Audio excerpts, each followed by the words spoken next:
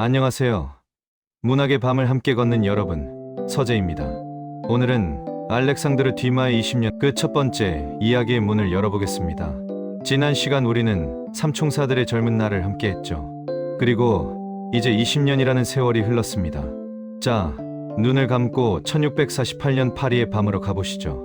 장소는 팔레 루아얄의 화려한 서재입니다. 이곳은 원래 그 위대한 리슐리우의 추기경의 거처였죠. 하지만 지금 그 자리에 앉아있는 남자는 그의 후계자 마자랭 추기경입니다. 방 안은 촛불로 밝혀져 있지만 분위기는 스산합니다. 마치 리슐리우의 유령이 아직도 그 붉은 법복을 입고 이 방을 배회하는 것만 같습니다. 프랑스는 약해졌고 왕의 권위는 무시당하고 있으며 귀족들은 다시 오만해졌기 때문이죠. 외국인, 이탈리아인, 저들이 나를 비난하는 비열한 말들이야. 저들은 콘치니를 암살했을 때처럼 나를 죽이고 싶어해. 고작 세금 몇 푼 더 걷었다고 말이지. 바보들. 진짜 적은 서툰 프랑스어를 쓰는 내가 아니라 감미로운 파리말씨로 그들을 속이는 귀족들이란 걸 모르고 있어. 마자랭은 자신의 반지를 만지작거립니다. 그는 리슐리우에처럼 두려움의 대상은 아니지만 자신에게는 리슐리우에게 없던 무기가 있다고 믿습니다. 바로 여왕 안도트리슈의 절대적인 지지죠. 그는 혼잣말을 합니다. 여왕은 결코 나를 버리지 않을 거야. 내가 도망치면 그녀도 도망칠 테니까. 하지만 상황은 점점 심각해집니다. 마자랭은 결단을 내립니다. 그는 은도금 호루라기를 불어 자신의 충실한 하인 베르누eng을 부릅니다. 베르누eng, 지금 궁전 안에 어떤 총사들이 있는가? 검은 총사대입니다.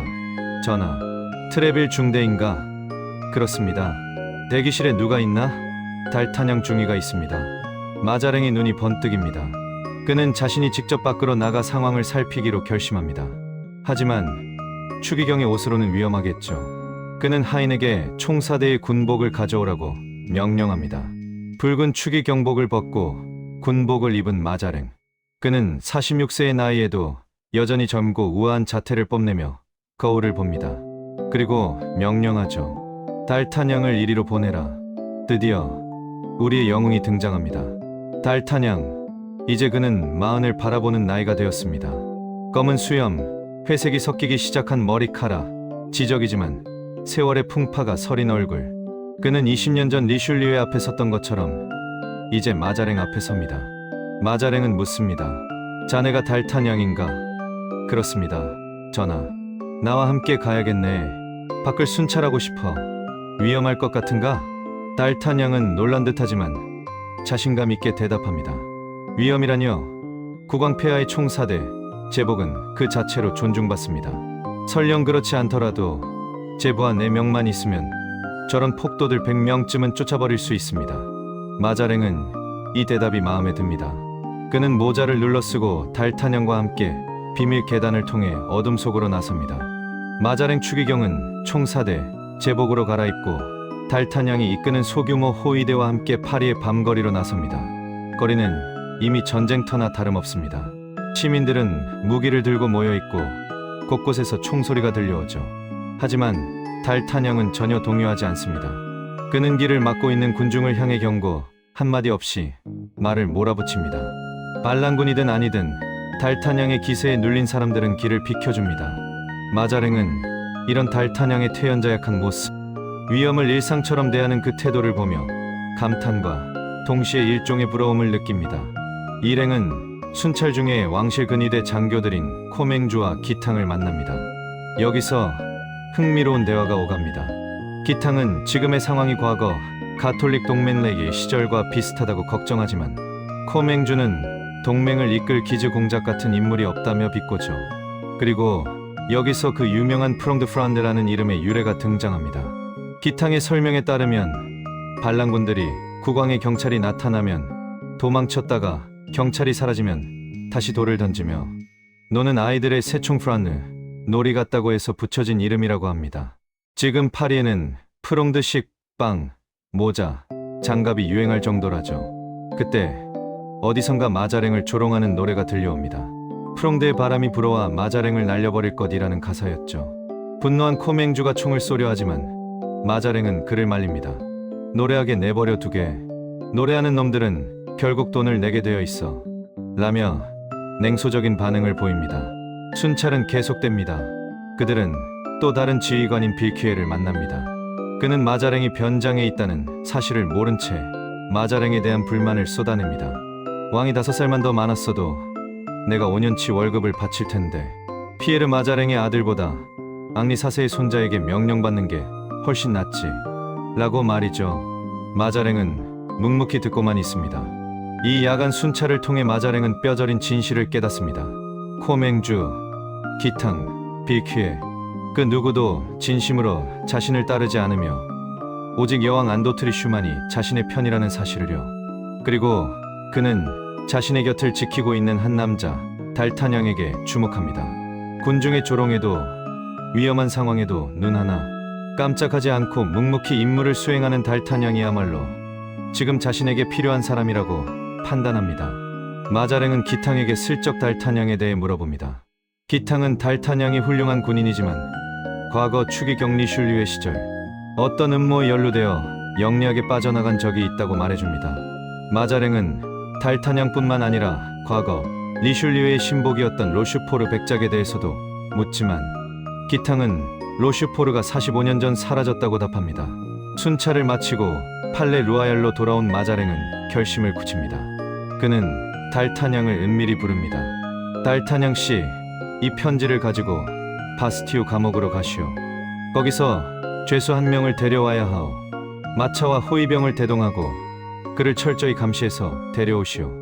마자랭은 달타냥에게 리슐리에가 2만 크라운을 주고서라도 알아냈을 비밀을 단돈 100피스톨에 알아냈다며 흡족해합니다. 과연 달타냥이 바스티유에서 데려올 인물은 누구일까요? 달타냥은 마자랭의 명령을 받고 바스티유 감옥에 도착합니다.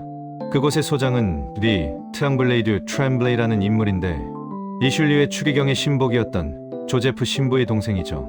달타냥은 20년 동안 이곳을 두려움의 대상으로만 바라보았지 직접 죄수를 데리러 온 건 처음이라 기분이 묘합니다. 곧이어 죄수 25번이 끌려 나옵니다.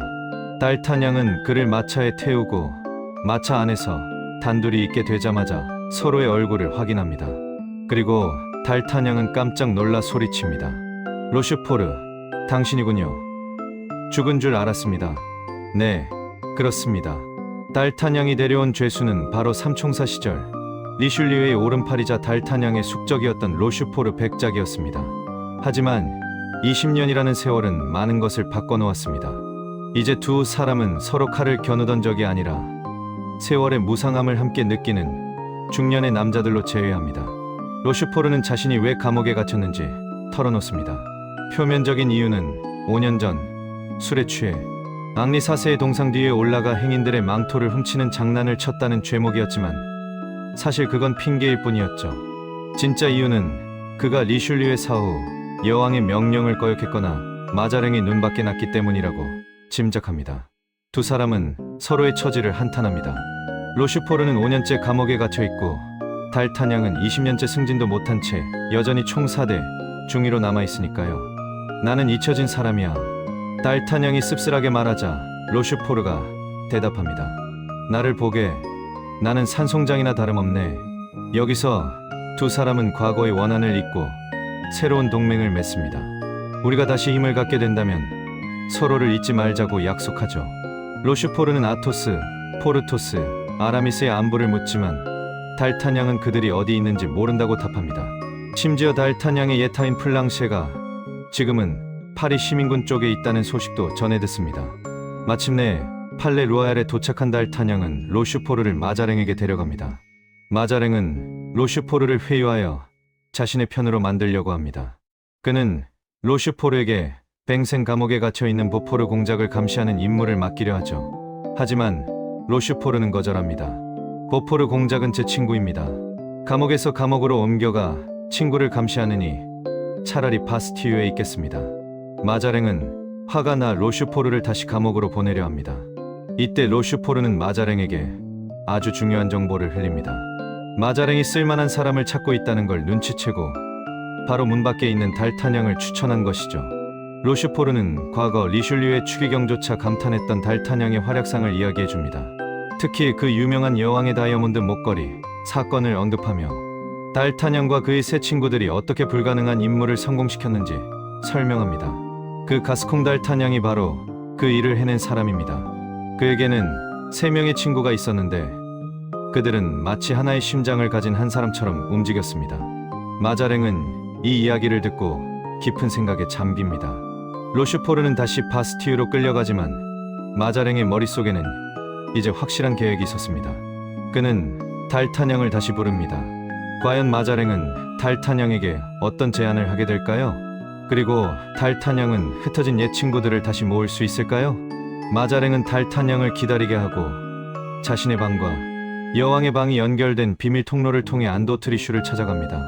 여왕의 방에는 10살 된 어린 왕 루이 14세가 있었습니다. 루이 14세는 알렉산더 대왕의 무용담을 읽고 있었죠. 마자랭이 예고 없이 들어오자 어린 왕은 불쾌한 기색을 감추지 않습니다. 리슐리의 추기경은 이렇게 들어오지 않았다며 어머니에게 따져 묻죠. 마자랭이 들어오자 왕은 읽던 책을 덮어버리고 마자랭이 인사를 해도 받아주지 않습니다. 결국 왕은 어머니에게 입맞춤조차 하지 않고 마자랭을 피해 방을 나가버립니다. 이 장면에서 훗날 태양왕이 될 루이 14세가 어린 시절부터 마자랭을 얼마나 싫어했는지 그리고 그 자존심이 얼마나 셌는지 알 수 있습니다. 왕이 나가자 마자랭과 안도트리슈만 남게 됩니다. 46세의 여왕은 여전히 아름답지만 세월의 흔적과 걱정이 서려 있습니다.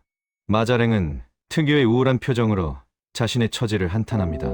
온 세상이 자신을 미워하고 심지어 여왕조차 자신을 버리려 한다고 불평하죠. 마자랭은 여왕에게 과거 당신을 위해 목숨을 걸고 싸워줬던 친구들, 그 충실한 하인들은 지금 어디 있느냐고 묻습니다. 그는 지금의 위기를 타개하기 위해 과거 리슐리에조차 이겨냈던 여왕의 옛 용사들이 필요하다고 말합니다. 여왕은 처음에 그들의 이름을 말하기 주저합니다.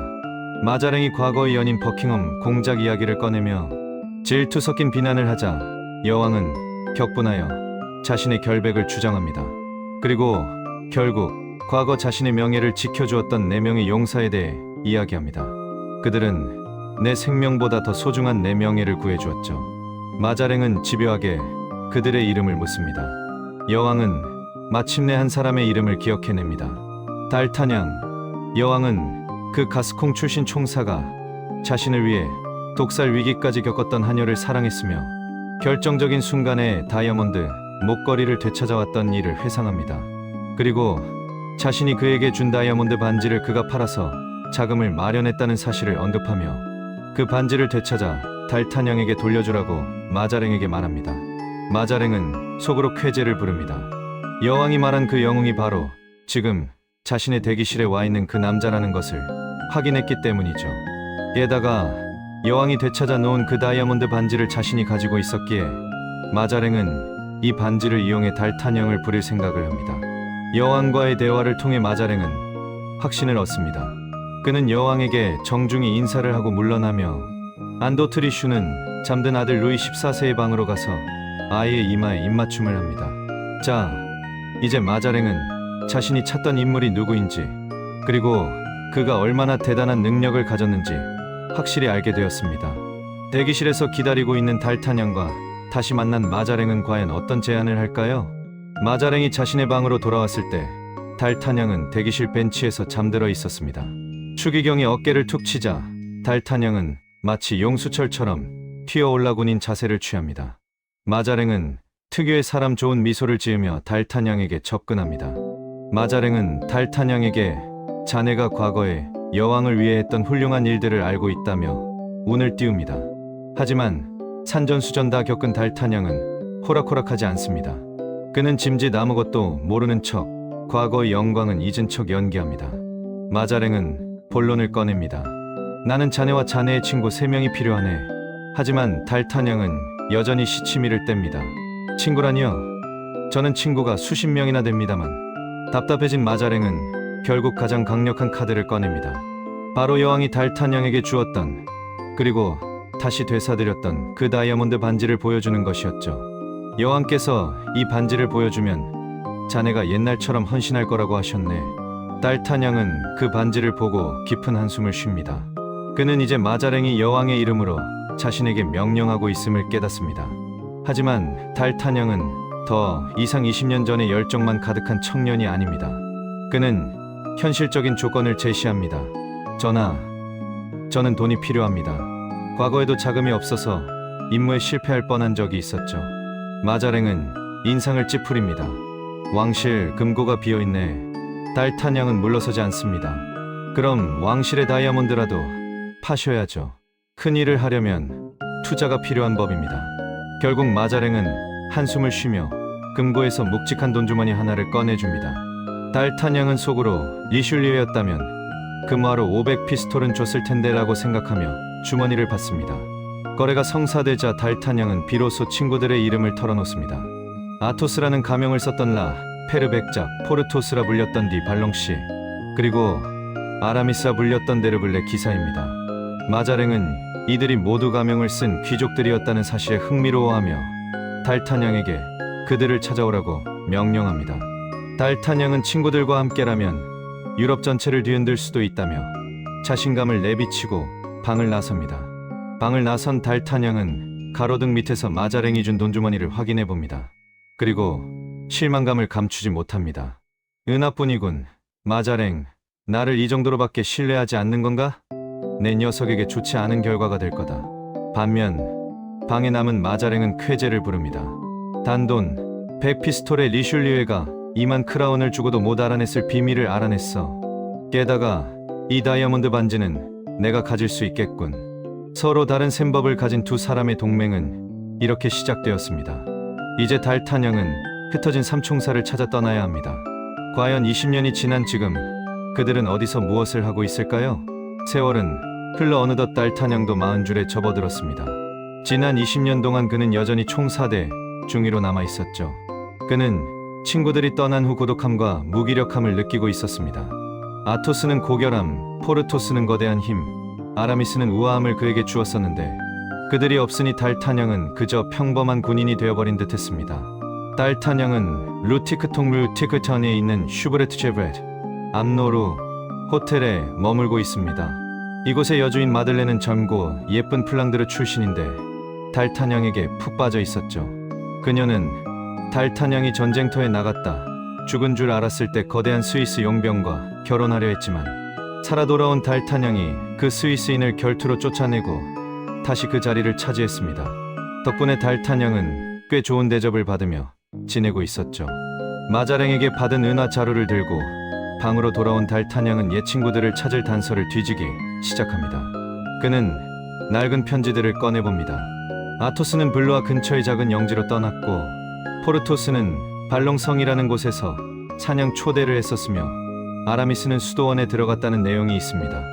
하지만 주소가 정확하지 않거나 너무 오래된 정보들이었죠. 아, 다들 어디 있는 거야? 내가 신학을 좀 알았다면 아라미스가 어느 파벌에 붙었는지 추측이라도 해볼 텐데. 그때였습니다. 갑자기 창문 유리가 깨지더니 누군가 방으로 뛰어들어옵니다. 달타냥은 도둑인 줄 알고 칼을 뽑아들었지만 그 침입자는 바로 달타냥의 예타인 플랑쉐였습니다. 나리, 저예요. 플랑쉐입니다. 플랑쉐는 20년 전보다 살이 좀 쪘지만 여전했습니다. 그는 현재 퐁네프 근처 롬바르 거리에서 제과점을 운영하는 어엿한 시민이 되어 있었습니다. 그런데 왜 창문으로 도망쳐 왔을까요? 알고 보니 달타냥이 집으로 오는 길에 봤던 그 폭동, 마차를 습격했던 사건의 주동자가 바로 플랑쉐였던 겁니다. 플랑쉐는 로슈포르 백작이 호송되는 것을 보고 군중을 선동해 그를 탈출시켰고 추격대를 피해 달타냥의 방으로 숨어든 것이었죠. 달타냥은 예타인을 반갑게 맞아주며 맘은 저녁 식사를 대접합니다. 그리고 가장 중요한 질문을 던집니다. 플랑쉐, 자네 혹시 아토스나 포르토스, 아라미스가 어디 있는지 아나? 플랑쉐는 고개를 젓습니다. 하지만 아주 결정적인 정보를 줍니다. 아라미스님의 하인이었던 바쟁 베이지는 어디 있는지 압니다. 그는 지금 노트르담 대성당의 직위 비도로 있습니다. 달타냥의 눈이 번쩍 뜨입니다. 바쟁을 찾으면 아라미스를 찾을 수 있고 아라미스를 찾으면 나머지 친구들도 찾을 수 있을 테니까요. 달타냥은 즉시 행동에 나섭니다. 그는 플랑쉐에게 가짜 변장 플랑드르에서 온 하인을 시켜 자신의 하인으로 위장시키고 함께 노트르담 대성당으로 향하기로 합니다. 자, 이제 실마리가 잡혔습니다. 노트르담에 있는 바쟁을 통해 흩어진 삼총사를 다시 모을 수 있을까요? 달타냥은 플랑셰와의 재회를 행운으로 여기며 퐁네프를 건너 노트르담 대성당으로 향합니다. 그의 목적은 단 하나, 아라미스의 예타인 바쟁 베이진을 찾는 것이었죠. 플랑셰의 정보대로 바쟁은 그곳에 있었습니다. 하지만 우리가 알던 그 바쟁이 아니었습니다. 그는 성당직의 리더가 되어 아주 경건하고 거룩한 옷을 입고 있었죠. 미사가 끝난 뒤 달타냥이 그에게 다가가 옷자락을 잡아당기자 바쟁은 마치 악마라도 본 듯 소스라치게 놀라며 외칩니다. 사탄아 물러가라. May retro Satanas. 달타냥은 웃으며 옛 친구를 반기려 하지만 바쟁은 달타냥이 자신의 주인을 망쳐놓았고 영혼을 구원받지 못하게 방해했다며 냉담하게 굽니다. 달타냥이 아라미스가 어디 있느냐고 묻자 바쟁은 뻔뻔하게 거짓말을 합니다. 그분은 이제 아라미스가 아닙니다. 시마라스메라라는 악마의 이름이었죠. 지금은 데르블레 신부님이십니다. 하지만 그분이 어디 계신지는 저도 모릅니다. 신께 맹세코 모릅니다. 달타냥은 바쟁이 거짓말을 하고 있다는 걸 눈치채지만 억지로 캐묻지 않고 놓아줍니다. 대신 성당을 나오는 길에 뜻밖의 인물과 마주칩니다. 바로 로슈포르였습니다. 바스티유에서 탈출한 로슈포르는 이제 자유의 몸이 되어 지방으로 떠날 계획이었습니다. 그는 달타냥에게 의미심장한 말을 남깁니다. 자네가 찾는 친구들을 곧 만나게 될 거야. 내가 장담하지. 로슈포르가 떠난 뒤 달타냥은 다시 바쟁을 감시하기 시작합니다. 바쟁은 달타냥이 간 줄 알고 성당을 나와 어딘가로 향합니다. 달타냥은 그를 미행하여 리드라 칼란드르 일레 칼렌드르에 있는 바쟁의 집을 알아내고 그 맞은편 선술집에 자리를 잡습니다. 여기서 아주 영리한 꼬마 하나가 등장합니다. 성당에서는 성가대원으로, 밤에는 선술집, 웨이터로 일하는 12살 정도의 소년 프리케 프리클입니다. 달타냥은 창밖을 보다가 바쟁이 말을 타고 어디론가 떠나는 것을 목격합니다. 달타냥은 이 꼬마 프리케에게 아주 매혹적인 제안을 합니다. 얘야, 저기 가는 저 사람이 어디로 가는지 알아오면 이 반 피스톨을 주마. 반 피스톨은 꼬마에게 엄청난 거금이었습니다. 프리케는 눈을 반짝이며 바쟁의 뒤를 쫓아 달려갑니다. 그리고 10분 뒤 숨을 헐떡이며 돌아와 의기양양하게 정보를 보고합니다. 알아냈어요. 누아지로 간대요. 어떻게 알았니? 그가 탄 말이 푸죽간 주인의 말인데 그 주인한테 물어봤거든요. 바쟁 씨는 일주일에 2~3번씩 누아지에 있는 예수의 수도원에 간대요. 달타냥은 약속대로 반 피스톨을 꼬마에게 주고 회심의 미소를 짓습니다. 누아지라, 예수의 수도원에 아라미스가 있겠군. 달타냥은 출발을 서두릅니다. 하인 플랑시에게는 안주인의 남편이 남기고 간 낡은 옷을 입혀 완벽하게 변장을 시켰죠. 그들은 사람들의 눈을 피해 오후 2시쯤 파리를 빠져나와 누아지로 향합니다. 파리에서 약 1.5리그 정도 떨어진 곳에서 잠시 말을 쉬게 하던 중 달타냥은 수상한 광경을 목격합니다. 망토를 두른 한 남자가 다른 두 남자와 은밀히 대화를 나누고 있었죠. 달타냥은 여관 주인에게 이 마을의 중요한 집이 어디냐고 묻습니다. 주인은 파리 대주교의 성과 예수의 수도원이 있다고 알려줍니다. 롱그빌 공작 부인, 이 이름은 달타냥의 상상력을 자극합니다. 그녀는 당대 최고의 미인이자 정치적 영향력이 큰 인물이었죠. 달타냥은 과거 아라미스가 슈브레즈 공작 부인의 연인이었던 것을 떠올리며 이번에는 롱그빌 공작 부인과 연관되어 있을지도 모른다고 추측합니다. 그때 플랑셰가 다가와 자신이 엿들은 이야기를 전해줍니다. 아까 그 망토를 두른 남자가 왕자라고 불렸으며 그들은 누군가를 기다리고 있다는 것입니다. 그들은 그가 오늘 밤 누아지에 올 것이다. 기병으로 변장했을 것이다 라는 대화를 나눴죠. 달타냥은 자신을 노리는 것일까 잠시 의심하지만 지금 같은 시대의 왕자가 자신을 암살하려 할 리 없다고 생각하며 다시 길을 재촉합니다. 밤 8시 30분 그들은 어둠에 잠긴 누아지에 도착합니다. 마을은 고요했고 달타냥은 대주교의 성을 지나쳐 예수의 수도원 쪽으로 향합니다. 플랑셰가 정찰을 다녀오더니 수도원 창문 하나에 불이 켜져 있다고 보고합니다. 하지만 달타냥이 보러 갔을 때는 이미 불이 꺼져 있었죠. 바로 그 순간이었습니다. 갑자기 폭풍 같은 소리와 함께 두 무리의 기병대가 튀어나와 달타냥과 플랑셰를 포위합니다. 그들은 잡았다, 놓치지 마라 라고 소리치며 칼을 들이댑니다. 달타냥은 당황하지 않고 칼을 뽑아들며 소리칩니다. 누구요? 내가 누군지 알고 이러는 거요? 그들의 우두머리가 다가와 달타냥의 목소리를 듣고는 멈칫합니다. 잠깐, 멈춰라. 이건 그의 목소리가 아니다. 우두머리는 달타냥에게 누구냐고 묻고 달타냥은 당당하게 자신의 이름을 밝힙니다. 나는 국왕폐하의 총사대 중위 달타냥이요. 우두머리는 실망한 듯 말합니다. 우리가 찾는 사람이 아니군. 가스콩 사투리를 쓰는 걸 보니 확실해.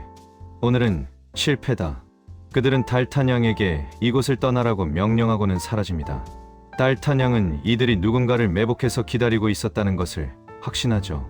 위기를 넘긴 달타냥은 다시 수도원으로 향하기 위해 말에 오릅니다. 그런데 그때 플랑셰가 비명을 지릅니다. 나리, 제 뒤에 누가 탔습니다. 달타냥이 뒤를 돌아보니 정말로 누군가 플랑셰의 말 엉덩이 부분에 뛰어 올라타 있었습니다. 달타냥이 칼을 뽑으려 하자 그 불청객이 말합니다. 아냐, 친애하는 달타냥. 악마가 아니라네. 나야, 아라미스 1세, 플랑셰, 빨리 달려. 놀랍게도 그는 하늘에서 뚝 떨어진 것처럼 나타난 아라미스였습니다. 그는 방금 그 매복자들에게 쫓기고 있었던 것입니다. 아라미스의 지시에 따라 그들은 마을 끝까지 전력 질주합니다. 자, 드디어 두 번째 친구 아라미스를 만났습니다. 수도원 창문에서 뛰어내려 플랑셰의 말 뒤에 착지한 이 극적인 재회. 과연 아라미스는 그곳에서 무엇을 하고 있었으며 그를 쫓던 왕자는 누구였을까요? 아라미스의 안내에 따라 플랑셰는 마을 끝에 있는 예수의 수도원 벽 아래 멈춰 섭니다. 아라미스가 박수를 3번 치자 창문이 열리고 놀랍게도 줄사다리가 내려옵니다. 달타냥은 이게 수도사가 방으로 돌아가는 방식인가? 라며 짓궂게 묻지만 아라미스는 태연하게 수도원 규칙이 엄격해서 밤 9시 이후엔 문을 잠그거든 이라고 대답하죠. 달타냥이 사다리를 타고 올라가 방에 들어서자 그곳은 수도사의 방이라기보다는 귀족의 침실 같았습니다. 벽에는 무기들이 걸려 있고 고급스러운 가구와 푹신한 침대가 놓여 있었죠. 심지어 아라미스의 하인 바쟁도 그곳에 있었습니다. 바쟁은 달타냥을 보자마자 악마가 나타났다며 기겁을 하지만 곧 아라미스의 명령에 따라 맛있는 저녁 식사를 차려옵니다. 식사를 하며 달타냥은 본격적으로 아라미스를 탐색합니다. 아까 플랑셰의 말 뒤에 어떻게 탔나? 하늘에서 떨어졌나? 아라미스는 능청스럽게 대답합니다. 천국에서 내려왔지. 천국은 바로 옆에 있는 롱그빌 공작 부인의 성이라네. 달타냥은 아라미스에게 마자랭의 제안을 전하며 다시 함께 활동하자고 설득합니다. 우리가 다시 뭉치면 부와 권력을 얻을 수 있어. 라면서요. 하지만 아라미스는 짐짓 욕심 없는 성직자 흉내를 냅니다. 나는 세속적인 욕심이 없어. 지금은 설교문을 써서 팔아 근근히 먹고 살지. 게다가 마자랭은 천박한 이탈리아인 아닌가. 나는 정치에 관심 없네. 하지만 달타냥은 속지 않습니다. 즉 반란군인 프롱드파에 깊숙이 관여하고 있음을 눈치챕니다. 아라미스는 끝내 달타냥의 제안을 정중히 거절합니다. 우린 이제 가는 길이 달라. 자네는 자네의 길을 가게. 나는 여기서 조용히 기도나 하며 살겠네. 달타냥은 아라미스의 뜻을 존중하는 척하며 작별 인사를 하고 다시 줄사다리를 타고 내려옵니다. 하지만 달타냥은 그냥 물러날 사람이 아니죠. 그는 플랑셰를 시켜 말들을 숲속에 숨겨두게 하고 자신은 수도원 담장 근처 덤불 속에 숨어 상황을 지켜봅니다. 얼마 지나지 않아 아라미스의 방 창문에 다시 불이 켜지고 곧이어 두 사람이 나타납니다. 한 명은 아라미스였고 다른 한 명은 기병 복장을 한 남자였습니다. 하지만 달타냥이 덤불 사이로 자세히 보니 그 남자의 목소리는 너무나 부드러웠고 달빛에 비친 얼굴은 아름다운 여인이었습니다. 그녀는 바로 당대 사교계의 여왕이자 프롱드파의 핵심 인물인 롱그빌 공작 부인이었습니다. 달타냥은 무릎을 탁 칩니다. 좋았어, 아라미스. 너는 프롱드파였구나. 그리고 롱그빌 공작 부인의 연인이고 이제 내 비밀을 알았으니 널 내 손바닥 안에 둔 셈이야. 세속을 떠났다던 아라미스의 거짓말이 들통나는 순간입니다. 달타냥은 이제 아라미스의 정체를 파악했고 다음 목표인 포르토스를 찾기 위해 떠날 준비를 마칩니다. 달타냥은 아라미스에게서 얻은 정보를 바탕으로 포르토스의 영지를 찾아갑니다. 포르토스는 브라슈에 브레시역스와 피에르 퐁피에르 판즈라는 영지를 사들여 자신의 이름 뒤에 붙였죠. 달타냥과 플랑시에가 숲을 지나 도착한 곳은 어마어마한 규모의 성이었습니다. 달타냥은 처음에 이 거대한 성이 롱그빌 공작 같은 대귀족의 소유일 거라 생각했지만 놀랍게도 그곳은 포르토스의 거처였습니다. 성으로 향하는 길에서 그들은 화려하게 차려입은 한 무리를 만납니다. 금으로 장식된 옷을 입고 거대한 말을 탄 남자가 하인들을 거느리고 있었죠. 달타냥은 그가 영주인 줄 알았지만 자세히 보니 그는 바로 포르토스의 하인 무스탕이었습니다. 살이 쪄서 거구가 된 무스탕은 달타냥을 보고 감격의 눈물을 흘립니다. 그는 이제 자신을 무스통이라 부르며 집사 노릇을 하고 있었죠. 드디어 성에 도착한 달타냥은 포르토스와 재회합니다. 포르토스 역시 엄청난 거구가 되어 있었지만 여전히 옛 친구를 뜨겁게 환영합니다. 아, 다시 보니 정말 반갑네. 친애하는 친구여. 포르토스의 삶은 겉보기에 완벽해 보였습니다. 식탁에는 최고급 요리가 넘쳐났습니다. 하지만 달타냥은 포르토스가 계속해서 한숨을 쉬는 것을 눈치챕니다. 달타냥이 묻습니다. 자네는 부자이고 모든 걸 가졌는데 행복하지 않은가? 포르토스는 솔직하게 털어놓습니다. 그는 부자였지만 주변 귀족들에게 따돌림을 당하고 있었습니다.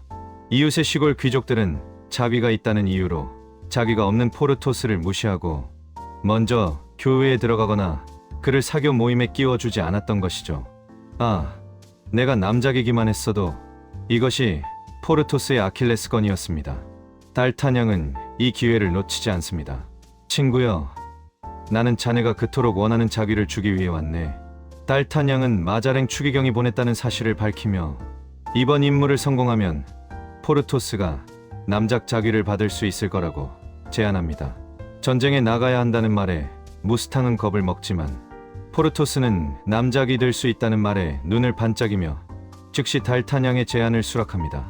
아라미스와 달리 포르토스는 정치적 신념이나 복잡한 계산 없이 오로지 남작 자귀라는 명예욕 하나로 달타냥의 편에 섭니다.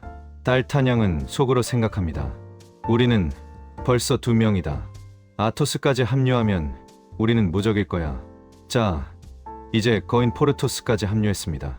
남은 건 가장 고결하고 신비로운 친구 아토스뿐입니다. 과연 아토스는 지금 어디서 무엇을 하고 있을까요? 달타냥은 포르토스의 성 피에르퐁에 도착합니다. 그곳은 단순한 집이 아니라 4개의 금빛 풍향계가 돌아가는 화려하고 거대한 성이었습니다. 성문 앞에는 웅장한 체격의 포르토스가 서 있었습니다. 달타냥을 본 포르토스는 하인들이 지켜보는 가운데 옛 친구를 와락 껴안으며 뜨겁게 환영합니다. 아, 다시 보니 정말 반갑네. 친애하는 친구여, 나를 잊지 않았구먼. 포르토스는 겉보기에 남부러울 것 없는 삶을 살고 있었습니다. 그는 2년 전 아내와 사별했고 지금은 연간 4만 프랑의 수입을 올리는 엄청난 부자였죠. 성 내부는 온통 금칠이 되어 있었고 식탁에는 자신의 영지에서 기른 양으로 만든 훌륭한 요리가 가득했습니다. 하지만 달타냥은 포르토스가 계속해서 깊은 한숨을 쉬는 것을 눈치챕니다. 달타냥이 묻습니다. 자네는 성도 있고 숲도 있고 돈도 많은데 행복하지 않은가? 여기서 포르토스는 자신의 속마음을 털어놓습니다. 그는 부자였지만 주변 이웃인 시골 귀족들에게 따돌림을 당하고 있었던 겁니다. 그들은 포르토스가 자비가 없다는 이유로 그를 무시했고 사교 모임에 끼워주지도 않았습니다. 포르토스는 그 외로움과 무시 속에서 병이 날 지경이었습니다. 아, 내가 남작이기만 했어도 이것이 바로 포르토스의 결핍이었습니다. 달타냥은 이 기회를 놓치지 않습니다. 그는 자신이 마자랭 추기경의 명을 받고 왔으며 이번 임무를 성공하면 자귀를 얻을 수 있을 것이라고 넌지시 던집니다.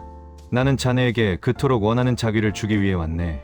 달타냥은 포르토스에게 다시 갑옷을 입고 칼을 차고 모험을 떠나자고 제안합니다.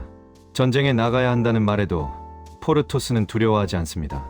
오히려 남작이 될 수 있다는 말에 눈을 반짝이며 자신의 엄청난 힘을 과시하듯 주먹을 내뻗습니다. 마자랭이든 누구든 상관없네. 나는 남작이 되고 싶어. 아라미스와 달리 포르토스는 복잡한 정치적 계산이나 신념 따위는 없었습니다.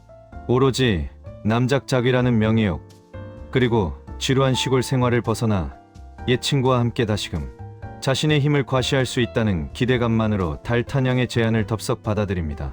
달탄양은 속으로 쾌재를 부릅니다. 좋았어. 벌써 2명이다.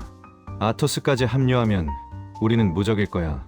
거인 포르토스의 합류가 확정되었습니다. 이제 남은 건 삼총사의 리더이자 가장 고결한 영혼 아토스뿐입니다.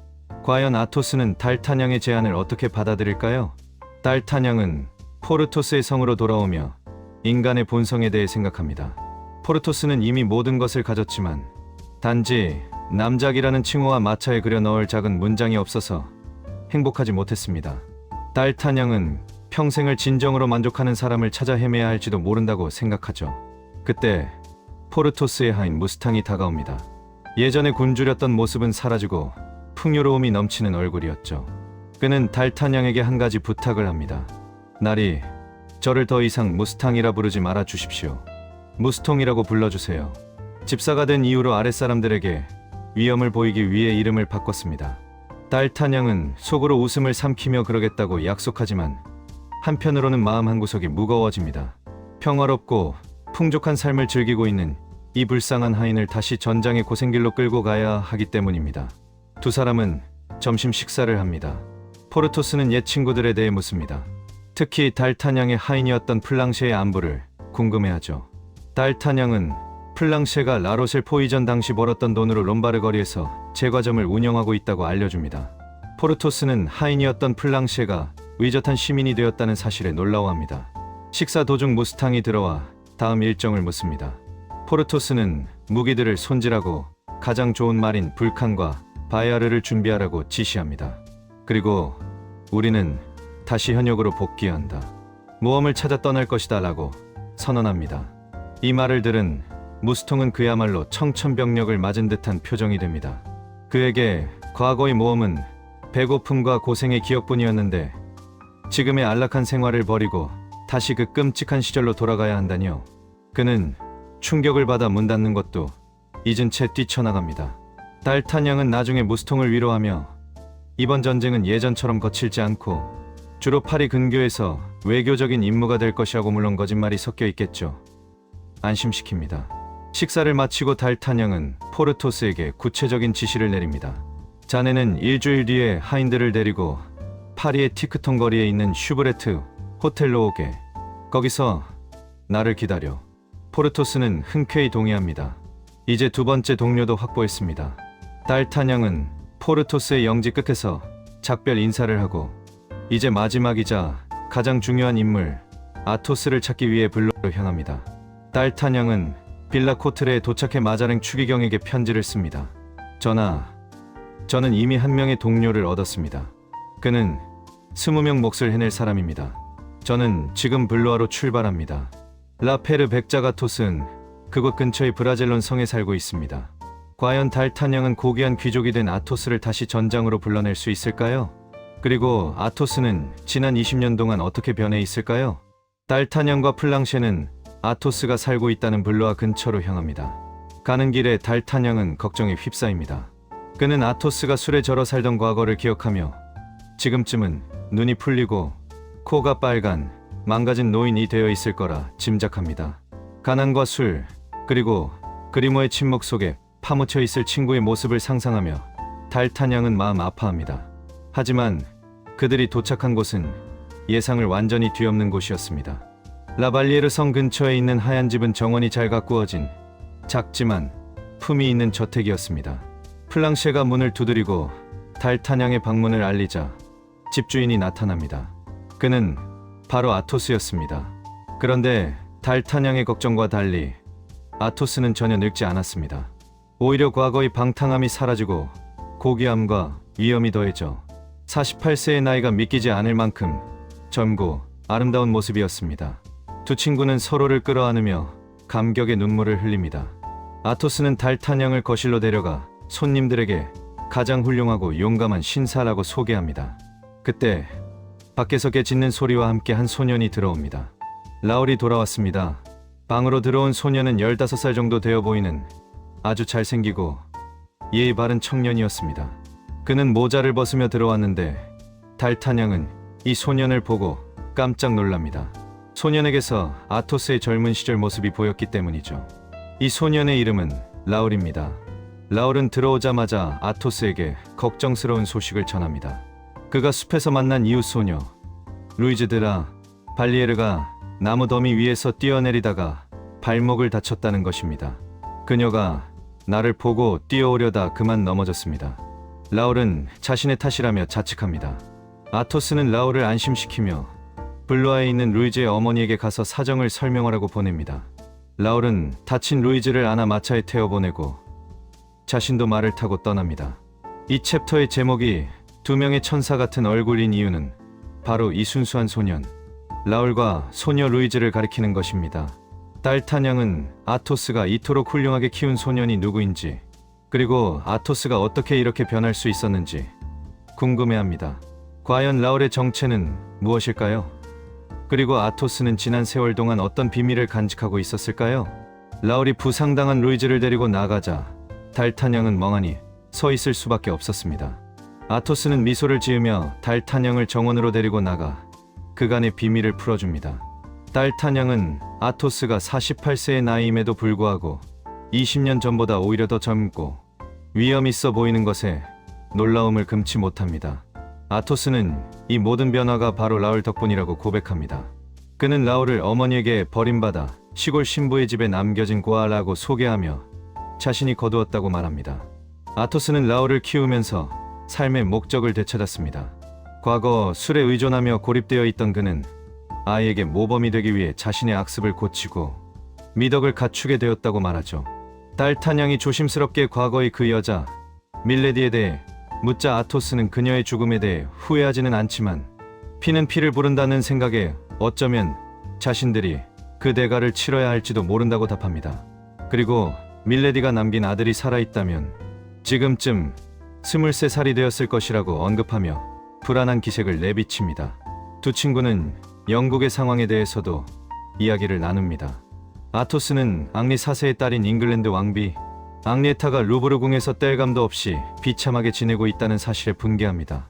또한 달타냥으로부터 포르토스와 아라미스의 근황을 듣게 되는데 아라미스가 여성 편력과 음모에 휘말려 있다는 소식에 아토스는 씁쓸해합니다. 잠시 후 라울이 돌아오고 세 사람은 저녁 식사를 합니다. 식사 자리에서 달타냥은 아토스의 식탁에 놓인 은식기가 르네상스 시대의 거장 벤베누토 첼리니가 만든 예술품이라는 것을 알아보고 감탄합니다. 식사 도중 라울은 달타냥이 아토스를 계속해서 옛 이름인 아토스라고 부르는 것에 대해 의아해합니다. 아토스는 미소를 지으며 그것이 라로셀 포이전 당시 자신이 썼던 가명이며 달타냥이 그 이름을 불러주어 기쁘다고 말합니다. 이에 질세라 달타냥은 라울에게 생제르베 요새에서의 전설적인 무용담, 즉 4명의 친구가 밥을 먹기 위해 적진 한가운데서 1시간 동안 버텼던 이야기를 들려줍니다. 라울은 마치 기사도 전설을 듣는 듯 눈을 반짝이며 이야기를 경청합니다. 아토스 역시 달타냥이 당시 최고의 검객 중 하나였다고 칭찬하며 라울에게 훌륭한 신사들을 본받으라고 가르칩니다. 밤이 깊어지자 아토스는 손님들의 휴식을 위해 라울에게 달타냥을 방으로 안내하게 합니다. 이렇게 평화롭고 훈훈한 재회의 밤이 저물어갑니다. 하지만 달타냥은 아토스가 완전히 솔직하지 않다는 느낌을 받습니다. 과연 아토스는 마자랭의 편에 설까요? 그리고 라울의 진짜 정체는 무엇일까요? 얘야, 저기 가는 저 사람이 어디로 가는지 알아오면 이 반 피스톨을 주마. 반 피스톨은 꼬마에게 엄청난 거금이었습니다. 프리케는 눈을 반짝이며 바쟁의 뒤를 쫓아 달려갑니다. 그리고 10분 뒤 숨을 헐떡이며 돌아와 의기양양하게 정보를 보고합니다. 알아냈어요. 누아지로 간대요. 어떻게 알았니? 그가 탄 말이 푸죽간 주인의 말인데 그 주인한테 물어봤거든요. 바쟁 씨는 일주일에 2-3번씩 누아지에 있는 예수의 수도원에 간대요. 달타냥은 약속대로 반 피스톨을 꼬마에게 주고 회심의 미소를 짓습니다. 누아지라, 예수의 수도원에 아라미스가 있겠군. 달타냥은 출발을 서두릅니다. 하인 플랑시에게는 안주인의 남편이 남기고 간 낡은 옷을 입혀 완벽하게 변장을 시켰죠. 그들은 사람들의 눈을 피해 오후 2시쯤 파리를 빠져나와 누아지로 향합니다. 파리에서 약 1.5리그 정도 떨어진 곳에서 잠시 말을 쉬게 하던 중 달타냥은 수상한 광경을 목격합니다. 망토를 두른 한 남자가 다른 두 남자와 은밀히 대화를 나누고 있었죠. 달타냥은 여관 주인에게 이 마을의 중요한 집이 어디냐고 묻습니다. 주인은 파리 대주교의 성과 예수의 수도원이 있다고 알려줍니다. 롱그빌 공작 부인, 이 이름은 달타냥의 상상력을 자극합니다. 그녀는 당대 최고의 미인이자 정치적 영향력이 큰 인물이었죠. 달타냥은 과거 아라미스가 슈브레즈 공작 부인의 연인이었던 것을 떠올리며 이번에는 롱그빌 공작 부인과 연관되어 있을지도 모른다고 추측합니다. 그때 플랑셰가 다가와 자신이 엿들은 이야기를 전해줍니다. 아까 그 망토를 두른 남자가 왕자라고 불렸으며 그들은 누군가를 기다리고 있다는 것입니다. 그들은 그가 오늘 밤 누아지에 올 것이다. 기병으로 변장했을 것이다 라는 대화를 나눴죠. 달타냥은 자신을 노리는 것일까 잠시 의심하지만 지금 같은 시대의 왕자가 자신을 암살하려 할 리 없다고 생각하며 다시 길을 재촉합니다. 밤 8시 30분 그들은 어둠에 잠긴 누아지에 도착합니다. 마을은 고요했고 달타냥은 대주교의 성을 지나쳐 예수의 수도원 쪽으로 향합니다. 플랑셰가 정찰을 다녀오더니 수도원 창문 하나에 불이 켜져 있다고 보고합니다. 하지만 달타냥이 보러 갔을 때는 이미 불이 꺼져 있었죠. 바로 그 순간이었습니다. 갑자기 폭풍 같은 소리와 함께 두 무리의 기병대가 튀어나와 달타냥과 플랑셰를 포위합니다. 그들은 잡았다, 놓치지 마라 라고 소리치며 칼을 들이댑니다. 달타냥은 당황하지 않고 칼을 뽑아들며 소리칩니다. 누구요? 내가 누군지 알고 이러는 거요? 그들의 우두머리가 다가와 달타냥의 목소리를 듣고는 멈칫합니다. 잠깐, 멈춰라. 이건 그의 목소리가 아니다. 우두머리는 달타냥에게 누구냐고 묻고 달타냥은 당당하게 자신의 이름을 밝힙니다. 나는 국왕폐하의 총사대 중위 달타냥이요. 우두머리는 실망한 듯 말합니다. 우리가 찾는 사람이 아니군. 가스콩 사투리를 쓰는 걸 보니 확실해. 오늘은 실패다. 그들은 달타냥에게 이곳을 떠나라고 명령하고는 사라집니다. 달타냥은 이들이 누군가를 매복해서 기다리고 있었다는 것을 확신하죠. 위기를 넘긴 달타냥은 다시 수도원으로 향하기 위해 말에 오릅니다. 그런데 그때 플랑셰가 비명을 지릅니다. 나리, 제 뒤에 누가 탔습니다. 달타냥이 뒤를 돌아보니 정말로 누군가 플랑셰의 말 엉덩이 부분에 뛰어 올라타 있었습니다. 달타냥이 칼을 뽑으려 하자 그 불청객이 말합니다. 아냐, 친애하는 달타냥. 악마가 아니라네. 나야, 아라미스 1세, 플랑셰, 빨리 달려. 놀랍게도 그는 하늘에서 뚝 떨어진 것처럼 나타난 아라미스였습니다. 그는 방금 그 매복자들에게 쫓기고 있었던 것입니다. 아라미스의 지시에 따라 그들은 마을 끝까지 전력 질주합니다. 자, 드디어 두 번째 친구 아라미스를 만났습니다. 수도원 창문에서 뛰어내려 플랑셰의 말 뒤에 착지한 이 극적인 재회. 과연 아라미스는 그곳에서 무엇을 하고 있었으며 그를 쫓던 왕자는 누구였을까요? 아라미스의 안내에 따라 플랑셰는 마을 끝에 있는 예수의 수도원 벽 아래 멈춰 섭니다. 아라미스가 박수를 3번 치자 창문이 열리고 놀랍게도 줄사다리가 내려옵니다. 달타냥은 이게 수도사가 방으로 돌아가는 방식인가? 라며 짓궂게 묻지만 아라미스는 태연하게 수도원 규칙에 엄격해서 밤 9시 이후엔 문을 잠그거든 이라고 대답하죠. 달타냥이 사다리를 타고 올라가 방에 들어서자 그곳은 수도사의 방이라기보다는 귀족의 침실 같았습니다. 벽에는 무기들이 걸려있고 고급스러운 가구와 푹신한 침대가 놓여 있었죠. 심지어 아라미스의 하인 바쟁도 그곳에 있었습니다. 바쟁은 달타냥을 보자마자 악마가 나타났다며 기겁을 하지만 곧 아라미스의 명령에 따라 맛있는 저녁 식사를 차려옵니다. 식사를 하며 달타냥은 본격적으로 아라미스를 탐색합니다. 아까 플랑셰의 말 뒤에 어떻게 탔나? 하늘에서 떨어졌나? 아라미스는 능청스럽게 대답합니다. 천국에서 내려왔지. 천국은 바로 옆에 있는 롱그빌 공작 부인의 성이라네. 달타냥은 아라미스에게 마자랭의 제안을 전하며 다시 함께 활동하자고 설득합니다. 우리가 다시 뭉치면 부와 권력을 얻을 수 있어. 라면서요. 하지만 아라미스는 짐짓 욕심 없는 성직자 흉내를 냅니다. 나는 세속적인 욕심이 없어. 지금은 설교문을 써서 팔아 근근히 먹고 살지. 게다가 마자랭은 천박한 이탈리아인 아닌가. 나는 정치에 관심 없네. 하지만 달타냥은 속지 않습니다. 즉 반란군인 프롱드파에 깊숙이 관여하고 있음을 눈치챕니다. 아라미스는 끝내 달타냥의 제안을 정중히 거절합니다. 우린 이제 가는 길이 달라. 자네는 자네의 길을 가게. 나는 여기서 조용히 기도나 하며 살겠네. 달타냥은 아라미스의 뜻을 존중하는 척하며 작별 인사를 하고 다시 줄사다리를 타고 내려옵니다. 하지만 달타냥은 그냥 물러날 사람이 아니죠. 그는 플랑셰를 시켜 말들을 숲속에 숨겨두게 하고 자신은 수도원 담장 근처 덤불 속에 숨어 상황을 지켜봅니다. 얼마 지나지 않아 아라미스의 방 창문에 다시 불이 켜지고 곧이어 두 사람이 나타납니다. 한 명은 아라미스였고 다른 한 명은 기병 복장을 한 남자였습니다. 하지만 달타냥이 덤불 사이로 자세히 보니 그 남자의 목소리는 너무나 부드러웠고 달빛에 비친 얼굴은 아름다운 여인이었습니다.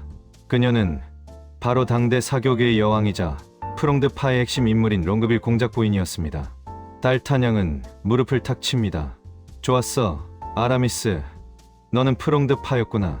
그리고 롱그빌 공작 부인의 연인이고 이제 내 비밀을 알았으니 널 내 손바닥 안에 둔 셈이야. 세속을 떠났다던 아라미스의 거짓말이 들통나는 순간입니다. 달타냥은 이제 아라미스의 정체를 파악했고 다음 목표인 포르토스를 찾기 위해 떠날 준비를 마칩니다. 달타냥은 아라미스에게서 얻은 정보를 바탕으로 포르토스의 영지를 찾아갑니다. 포르토스는 브라슈에 브레시역스와 피에르 퐁피엘 파은지라는 영지를 사들여 자신의 이름 뒤에 붙였죠. 달타냥과 플랑시에가 숲을 지나 도착한 곳은 어마어마한 규모의 성이었습니다. 달타냥은 처음에 이 거대한 성이 롱그빌 공작 같은 대귀족의 소유일 거라 생각했지만 놀랍게도 그곳은 포르토스의 거처였습니다. 성으로 향하는 길에서 그들은 화려하게 차려입은 한 무리를 만납니다. 금으로 장식된 옷을 입고 거대한 말을 탄 남자가 하인들을 거느리고 있었죠. 달타냥은 그가 영주인 줄 알았지만 자세히 보니 그는 바로 포르토스의 하인 무스탕이었습니다. 살이 쪄서 거구가 된 무스탕은 달타냥을 보고 감격의 눈물을 흘립니다. 그는 이제 자신을 무스통이라 부르며 집사 노릇을 하고 있었죠. 드디어 성에 도착한 달타냥은 포르토스와 재회합니다. 포르토스 역시 엄청난 거구가 되어 있었지만 여전히 옛 친구를 뜨겁게 환영합니다. 아, 다시 보니 정말 반갑네. 친애하는 친구여. 포르토스의 삶은 겉보기에 완벽해 보였습니다.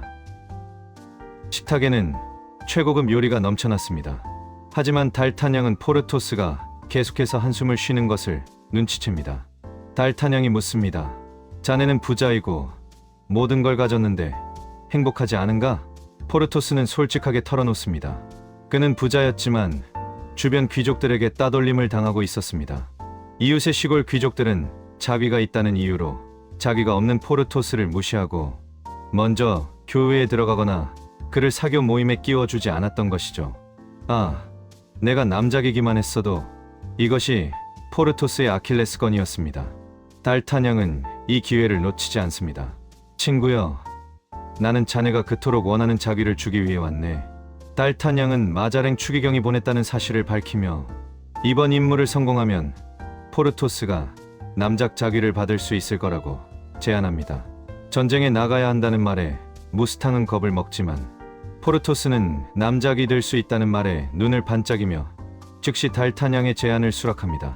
아라미스와 달리 포르토스는 정치적 신념이나 복잡한 계산 없이 오로지 남작 자귀라는 명예욕 하나로 달타냥의 편에 섭니다.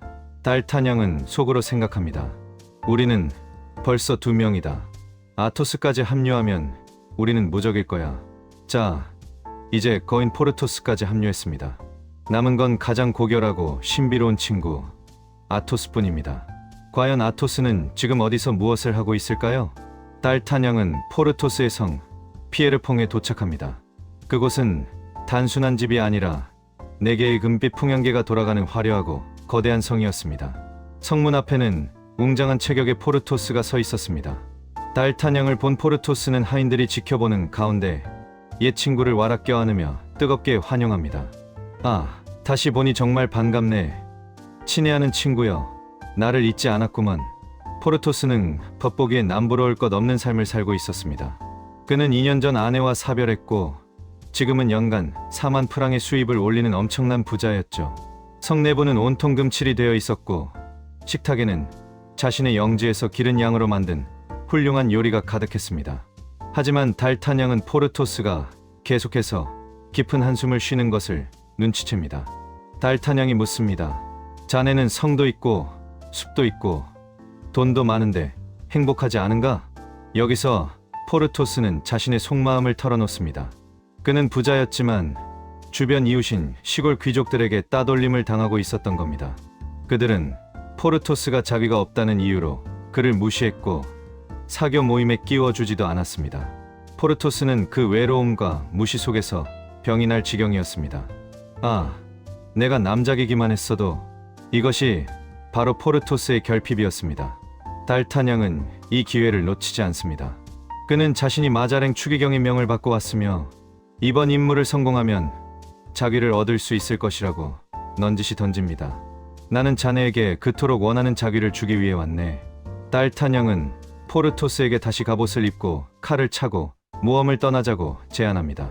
전쟁에 나가야 한다는 말에도 포르토스는 두려워하지 않습니다. 오히려 남작이 될 수 있다는 말에 눈을 반짝이며 자신의 엄청난 힘을 과시하듯 주먹을 내받습니다. 마자랭이든 누구든 상관없네. 나는 남작이 되고 싶어.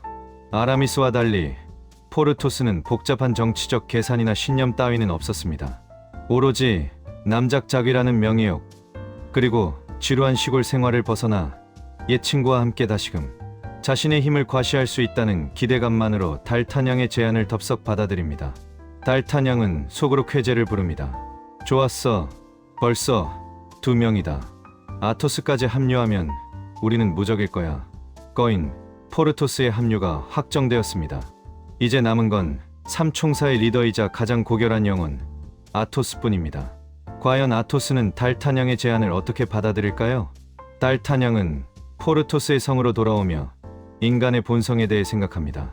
포르토스는 이미 모든 것을 가졌지만 단지 남작이라는 칭호와 마차에 그려 넣을 작은 문장이 없어서 행복하지 못했습니다. 달타냥은 평생을 진정으로 만족하는 사람을 찾아 헤매야 할지도 모른다고 생각하죠. 그때 포르토스의 하인 무스탕이 다가옵니다.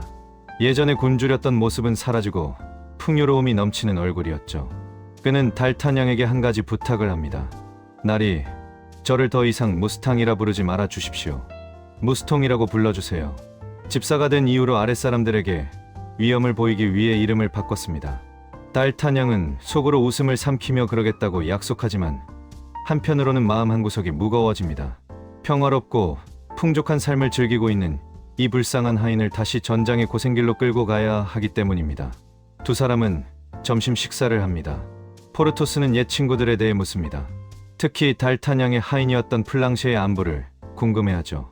달타냥은 플랑쉐가 라로셀 포이전 당시 벌었던 돈으로 롬바르 거리에서 제과점을 운영하고 있다고 알려줍니다. 포르토스는 하인이었던 플랑쉐가 의젓한 시민이 되었다는 사실에 놀라워합니다. 식사 도중 무스탕이 들어와 다음 일정을 묻습니다. 포르토스는 무기들을 손질하고 가장 좋은 말인 불칸과 바야르를 준비하라고 지시합니다. 그리고 우리는 다시 현역으로 복귀한다. 모험을 찾아 떠날 것이다 라고 선언합니다. 이 말을 들은 무스통은 그야말로 청천벽력을 맞은 듯한 표정이 됩니다. 그에게 과거의 모험은 배고픔과 고생의 기억뿐이었는데 지금의 안락한 생활을 버리고 다시 그 끔찍한 시절로 돌아가야 한다니요. 그는 충격을 받아 문 닫는 것도 잊은 채 뛰쳐나갑니다. 달타냥은 나중에 무스통을 위로하며 이번 전쟁은 예전처럼 거칠지 않고 주로 파리 근교에서 외교적인 임무가 될 것이라고, 물론 거짓말이 섞여 있겠죠. 안심시킵니다. 식사를 마치고 달타냥은 포르토스에게 구체적인 지시를 내립니다. 자네는 일주일 뒤에 하인들을 데리고 파리의 티크통 거리에 있는 슈브레트 호텔로 오게. 거기서 나를 기다려. 포르토스는 흔쾌히 동의합니다. 이제 두 번째 동료도 확보했습니다. 달타냥은 포르토스의 영지 끝에서 작별 인사를 하고 이제 마지막이자 가장 중요한 인물 아토스를 찾기 위해 블로로 향합니다. 달타냥은 빌라 코트레에 도착해 마자랭 추기경에게 편지를 씁니다. 전하, 저는 이미 한 명의 동료를 얻었습니다. 그는 20명 몫을 해낼 사람입니다. 저는 지금 블로아로 출발합니다. 라페르 백자가토스는 그곳 근처의 브라젤론 성에 살고 있습니다. 과연 달타냥은 고귀한 귀족이 된 아토스를 다시 전장으로 불러낼 수 있을까요? 그리고 아토스는 지난 20년 동안 어떻게 변해 있을까요? 달타냥과 플랑셰는 아토스가 살고 있다는 블루아 근처로 향합니다. 가는 길에 달타냥은 걱정에 휩싸입니다. 그는 아토스가 술에 절어 살던 과거를 기억하며 지금쯤은 눈이 풀리고 코가 빨간 망가진 노인이 되어 있을 거라 짐작합니다. 가난과 술, 그리고 그리모의 침묵 속에 파묻혀 있을 친구의 모습을 상상하며 달타냥은 마음 아파합니다. 하지만 그들이 도착한 곳은 예상을 완전히 뒤엎는 곳이었습니다. 라발리에르 성 근처에 있는 하얀 집은 정원이 잘 가꾸어진 작지만 품이 있는 저택이었습니다. 플랑셰가 문을 두드리고 달타냥의 방문을 알리자 집주인이 나타납니다. 그는 바로 아토스였습니다. 그런데 달타냥의 걱정과 달리 아토스는 전혀 늙지 않았습니다. 오히려 과거의 방탕함이 사라지고 고귀함과 위엄이 더해져 48세의 나이가 믿기지 않을 만큼 젊고 아름다운 모습이었습니다. 두 친구는 서로를 끌어안으며 감격의 눈물을 흘립니다. 아토스는 달타냥을 거실로 데려가 손님들에게 가장 훌륭하고 용감한 신사라고 소개합니다. 그때 밖에서 깨짖는 소리와 함께 한 소년이 들어옵니다. 라울이 돌아왔습니다. 방으로 들어온 소년은 15살 정도 되어 보이는 아주 잘생기고 예의 바른 청년이었습니다. 그는 모자를 벗으며 들어왔는데 달타냥은 이 소년을 보고 깜짝 놀랍니다. 소년에게서 아토스의 젊은 시절 모습이 보였기 때문이죠. 이 소년의 이름은 라울입니다. 라울은 들어오자마자 아토스에게 걱정스러운 소식을 전합니다. 그가 숲에서 만난 이웃 소녀 루이즈 드라 발리에르가 나무 더미 위에서 뛰어내리다가 발목을 다쳤다는 것입니다. 그녀가 나를 보고 뛰어오려다 그만 넘어졌습니다. 라울은 자신의 탓이라며 자책합니다. 아토스는 라울을 안심시키며 블루아에 있는 루이즈의 어머니에게 가서 사정을 설명하라고 보냅니다. 라울은 다친 루이즈를 안아 마차에 태워보내고 자신도 말을 타고 떠납니다. 이 챕터의 제목이 두 명의 천사 같은 얼굴인 이유는 바로 이 순수한 소년 라울과 소녀 루이즈를 가리키는 것입니다. 달타냥은 아토스가 이토록 훌륭하게 키운 소년이 누구인지 그리고 아토스가 어떻게 이렇게 변할 수 있었는지 궁금해합니다. 과연 라울의 정체는 무엇일까요? 그리고 아토스는 지난 세월 동안 어떤 비밀을 간직하고 있었을까요? 라울이 부상당한 루이즈를 데리고 나가자 달타냥은 멍하니 서 있을 수밖에 없었습니다. 아토스는 미소를 지으며 달타냥을 정원으로 데리고 나가 그간의 비밀을 풀어줍니다. 달타냥은 아토스가 48세의 나이임에도 불구하고 20년 전보다 오히려 더 젊고 위험 있어 보이는 것에 놀라움을 금치 못합니다. 아토스는 이 모든 변화가 바로 라울 덕분이라고 고백합니다. 그는 라울을 어머니에게 버림받아 시골 신부의 집에 남겨진 고아라고 소개하며 자신이 거두었다고 말합니다. 아토스는 라울을 키우면서 삶의 목적을 되찾았습니다. 과거 술에 의존하며 고립되어 있던 그는 아이에게 모범이 되기 위해 자신의 악습을 고치고 미덕을 갖추게 되었다고 말하죠. 달타냥이 조심스럽게 과거의 그 여자 밀레디에 대해 묻자 아토스는 그녀의 죽음에 대해 후회하지는 않지만 피는 피를 부른다는 생각에 어쩌면 자신들이 그 대가를 치러야 할지도 모른다고 답합니다. 그리고 밀레디가 남긴 아들이 살아있다면 지금쯤 23살이 되었을 것이라고 언급하며 불안한 기색을 내비칩니다. 두 친구는 영국의 상황에 대해서도 이야기를 나눕니다. 아토스는 앙리 4세의 딸인 잉글랜드 왕비 앙리에타가 루브르 궁에서 뗄감도 없이 비참하게 지내고 있다는 사실에 분개합니다. 또한 달타냥으로부터 포르토스와 아라미스의 근황을 듣게 되는데 아라미스가 여성 편력과 음모에 휘말려 있다는 소식에 아토스는 씁쓸해합니다. 잠시 후 라울이 돌아오고 세 사람은 저녁 식사를 합니다.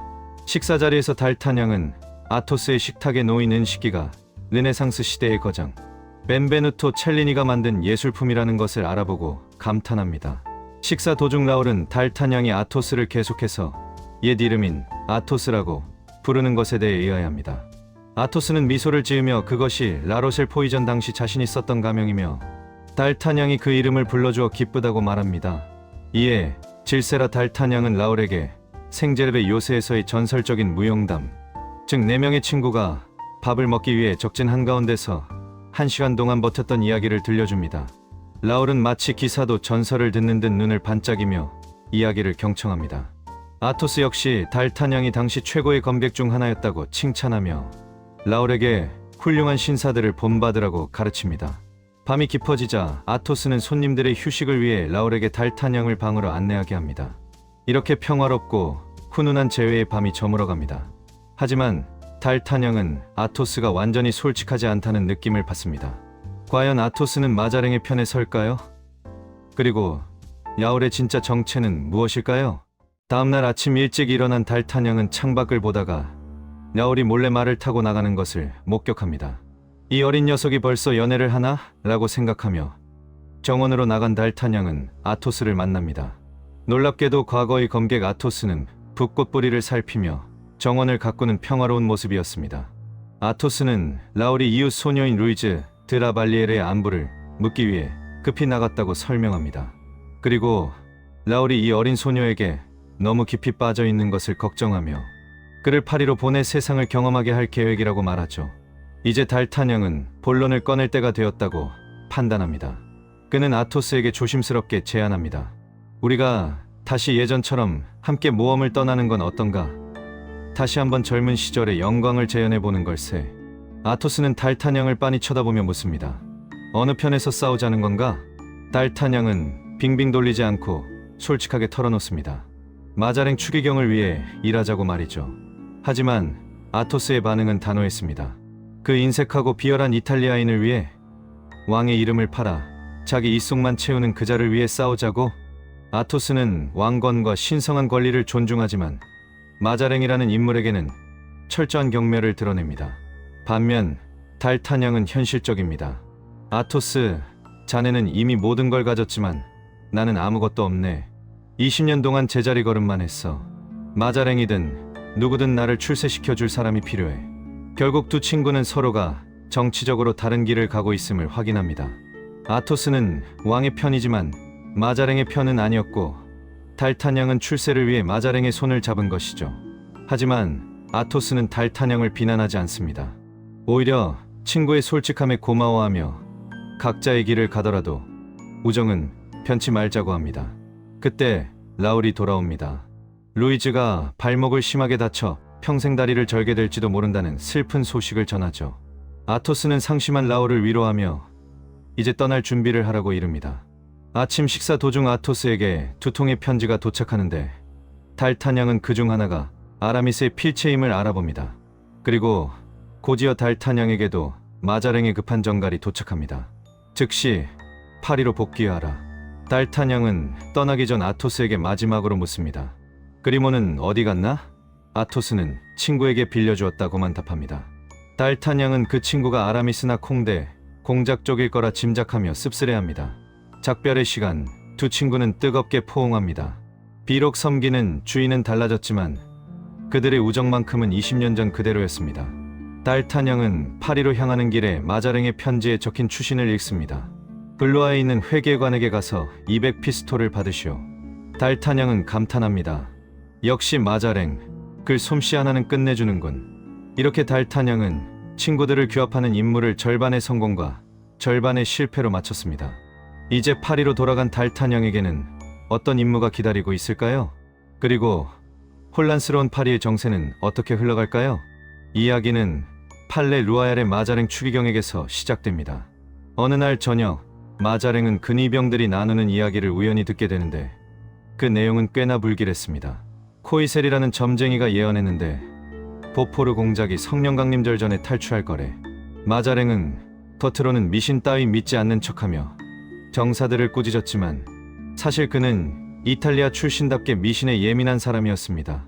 게다가 5년 동안 뱅생 감옥에 가둬둔 보포르 공작은 앙리 4세의 손자이자 민중의 사랑을 받는 인물로 마자랭에게는 언제 터질지 모르는 시한폭탄 같은 존재였죠. 불안해진 마자랭은 다음날 아침 7시에 눈을 뜨자마자 자신의 하인 베르누eng을 불러 묻습니다. 보포르 공작이 탈출했느냐? 다행히 아직 그런 일은 없었습니다. 마자랭은 뱅생 감옥의 장교인 라 라메를 불러드립니다. 라 라메는 뚱뚱하고 낙천적인 성격의 소유자로 마자랭의 걱정을 비웃듯 말합니다. 탈출이라니요. 공작은 7피트 두께의 벽과 제 팔뚝만한 쇠창살 뒤에 갇혀 있습니다. 게다가 방 안에 4명, 문 밖에 4명, 총 8명의 간수가 그를 지키고 있죠. 마자랭이 보포르 공작이 40가지 탈출 방법을 가지고 있다고 떠벌렸던 것을 상기시키자 라라메는 그중 하나라도 쓸만했다면 벌써 탈출했을 거라며 안심시킵니다. 그리고 아주 든든한 소식을 덧붙입니다. 감옥 소장인 샤비니가 부재 중일 때 자신을 도와 공작을 감시할 아주 엄격하고 믿음직한 보조 간수를 새로 채용했다는 것이었죠. 그는 세르베로스 지옥을 지키는 게 같은 친구입니다. 죄수들에게 어찌나 가혹한지 제가 나무랄 정도죠. 마자랭이 그 보조 간수의 이름을 묻자 라라메가 대답합니다. 그의 이름은 그리모입니다. 놀랍지 않으신가요? 아토스가 친구에게 빌려주었다던 말 없고 충직한 하인 그리모가 바로 보포르 공작을 감시하는 간수로 취직해 있었던 것입니다. 라라메는 그리모가 벙어리인 줄 알 정도로 말이 없다고 칭찬하고 마자랭은 아주 흡족해하며 그에게 팁을 주라고 지시합니다. 마자랭은 그리모가 누구의 부하인지 꿈에도 모른 채 그저 자신의 정적을 감시할 훌륭한 간수를 얻었다고 착각하며 안도합니다. 과연 그리모는 정말 보포르 공작을 감시하러 간 것일까요? 아니면 그 40가지 탈출 방법 중 하나가 되러 간 것일까요? 보포르 공작은 앙리 4세의 손자로서 용감하고 자존심이 강했지만 지난 5년 동안의 수감 생활은 그를 지루함에 미치게 만들 지경이었습니다. 그는 탈출이 불가능해 보이자 남은 에너지를 마자랭을 저주하고 조롱하는데 쏟아부었습니다. 처음에는 실을 써서 마자랭을 공격하려 했지만 재능이 없어 포기했고 대신 그림을 그리기 시작했습니다. 그는 석탄 조각으로 벽에 마자랭의 우스꽝스러운 초상화를 그리고 그 밑에 저명한 멋쟁이 마자랭이라는 제목을 달아놓았습니다. 이를 본 감옥 소장 샤비니는 공작에게 그림을 그리지 말라고 경고했지만 공작은 멈추지 않았고 결국 샤비니는 방 안의 모든 그리기 도구와 불까지 치워버렸습니다. 그림을 그릴 수 없게 된 공작은 간수에게서 개 한 마리를 샀습니다. 피스타슈라는 이름의 이 개를 훈련시켜 마자랭을 모욕하는 것이 그의 새로운 낙이었습니다.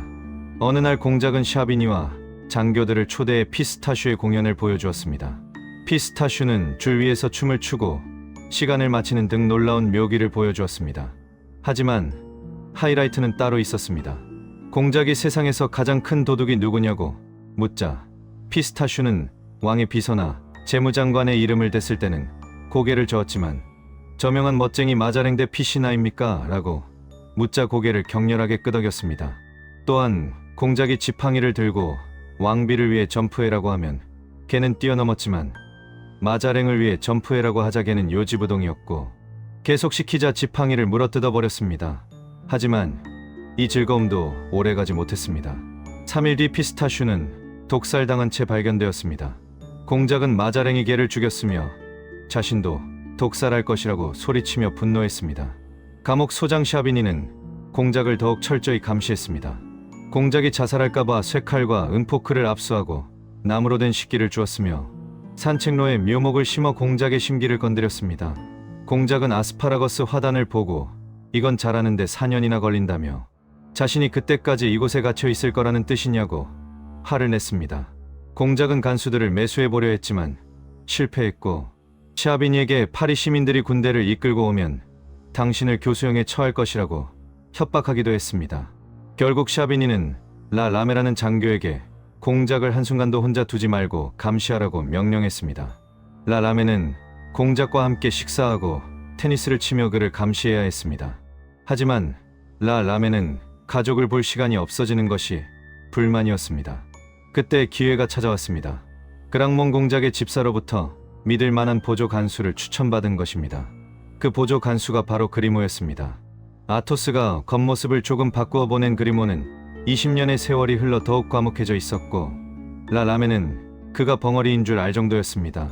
이렇게 해서 보포르 공작의 감옥 생활에 새로운 인물 그리모가 투입되었습니다. 과연 이 말 없는 간수는 공작에게 어떤 변화를 가져올까요?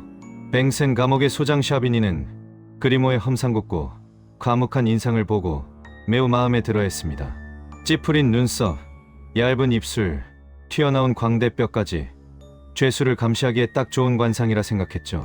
그리모는 라라메의 지시에 따라 공작을 감시하는 임무를 맡게 됩니다. 라라메가 내린 명령은 간단했습니다. 죄수를 혼자 두지 말 것, 뾰족하거나 날카로운 물건을 빼앗을 것, 그리고 죄수와 길게 대화하지 말 것. 그리모가 공작의 방에 들어갔을 때 보포르 공작은 턱 수염을 빗고 있었습니다. 공작은 마자랭을 조롱하기 위해 수염과 머리를 길게 기르고 있었는데 마담 드 몽바종이 지나가는 것을 본 후로 그녀에게 잘 보이고 싶어 나부로 된 빗으로 수염을 다듬고 있었죠.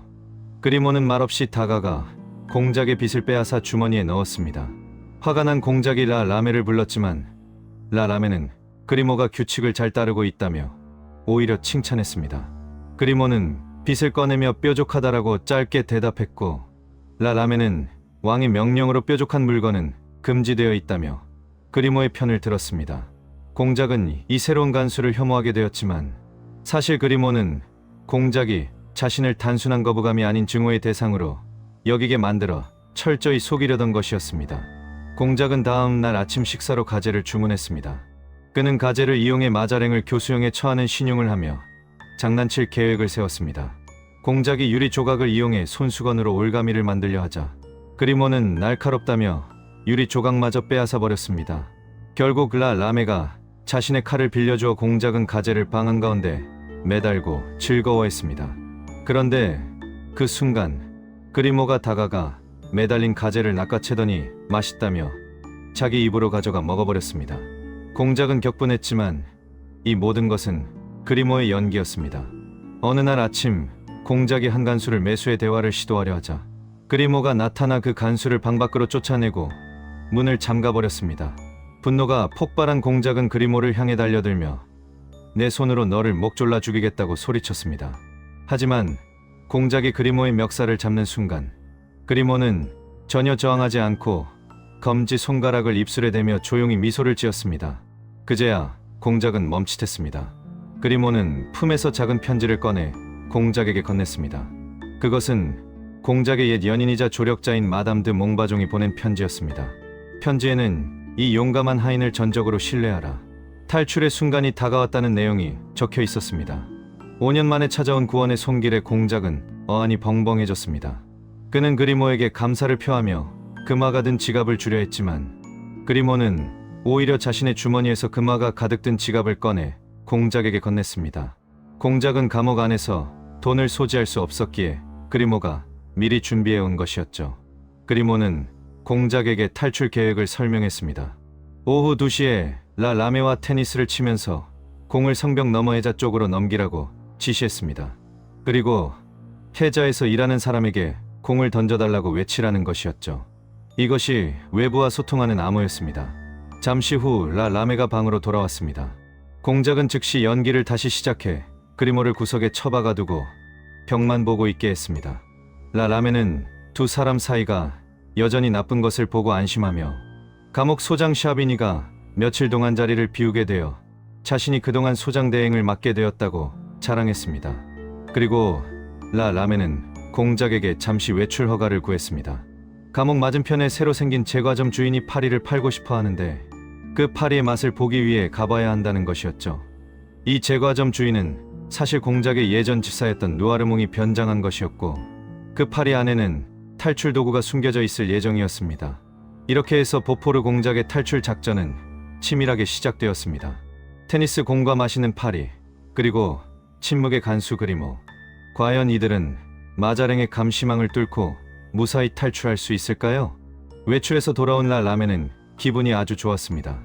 맛있는 음식과 술을 실컷 먹고 왔기 때문이죠. 그는 공작과 테니스를 치기로 합니다.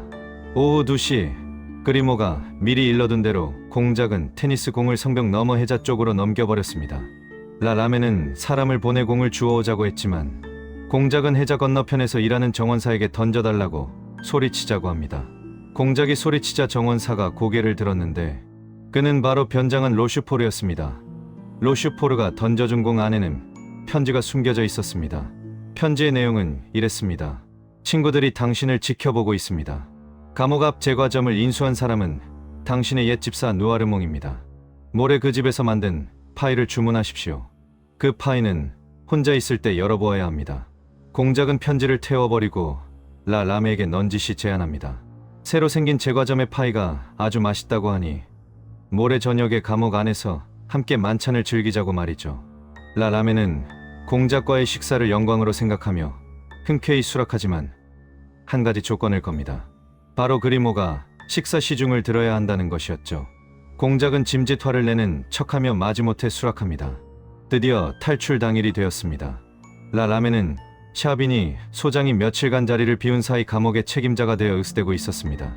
거대한 꽝파이가 도착했고 라라메가 잠시 다른 경비병들을 내보내러 간 사이 그리모는 재빨리 종이와 연필을 꺼내 공작에게 내밀었습니다.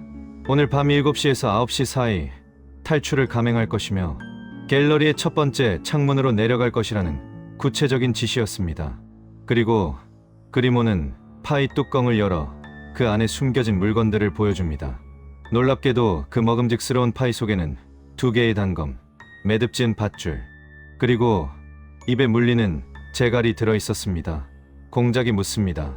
우리가 단검과 밧줄을 챙기면 라라메는 어떻게 하나? 그리모가 무덤덤하게 대답합니다. 라라메에게는 재갈을 물리면 됩니다. 이제 모든 준비는 끝났습니다.